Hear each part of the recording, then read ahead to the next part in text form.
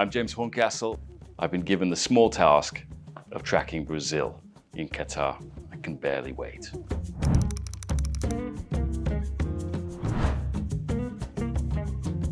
O Hexa, the 6th world title. Brazil already the most successful World Cup nation. With that brings a lot of responsibility. For Brazil, a successful World Cup is a World Cup that has been won. And for Tite, who will be leaving after this tournament, would be a way to mark his legacy, having already won the Copa America in 2019.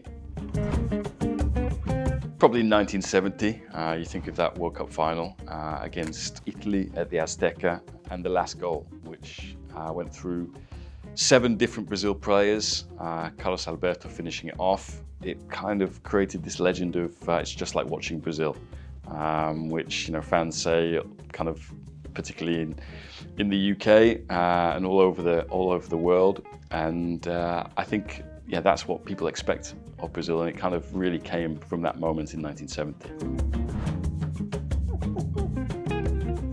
It's an exciting team, and you can see that in terms of how Tite is sort of lining up this team. He's trying to get as many skilled and talented players on the pitch as possible.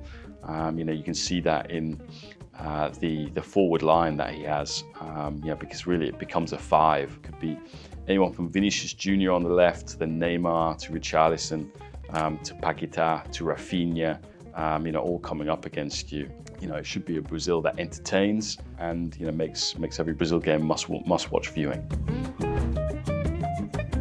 Well, just as this is a tournament that's so important for Lionel Messi with Argentina, I think it's really important for his PSG teammate Neymar. This tournament could well decide Neymar's legacy, his place in the pantheon of Brazilian football.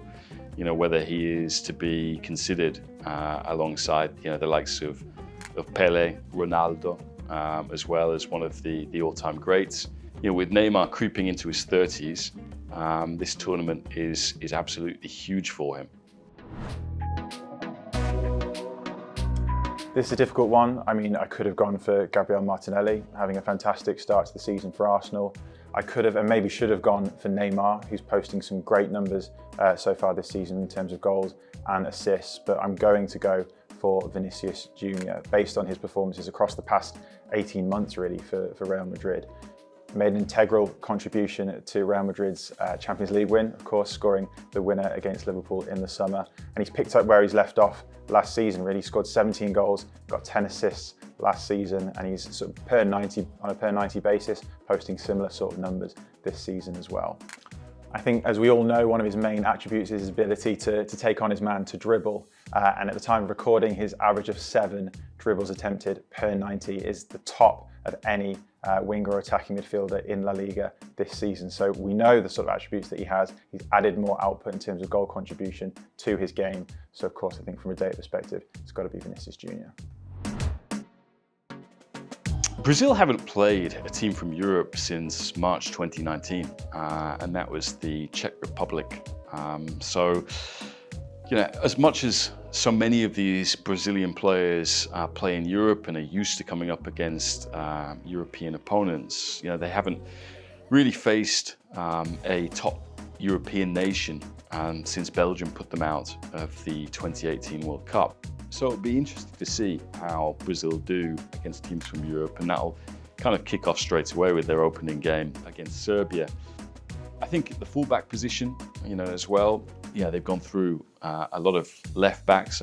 Renan Lodi was kind of a little bit guilty in the 2021 Copa America final of letting Argentina in. Argentina won that game. They've gone through him. They've gone through Alexandro, who's not having the best season with Juventus. Alex Telles was the last player that they tried. This is a really difficult one because it's Brazil and they have so many household names within their squad, but I'm going to go with Pedro, 25-year-old centre forward, currently playing at Flamengo. And he's having a really good season.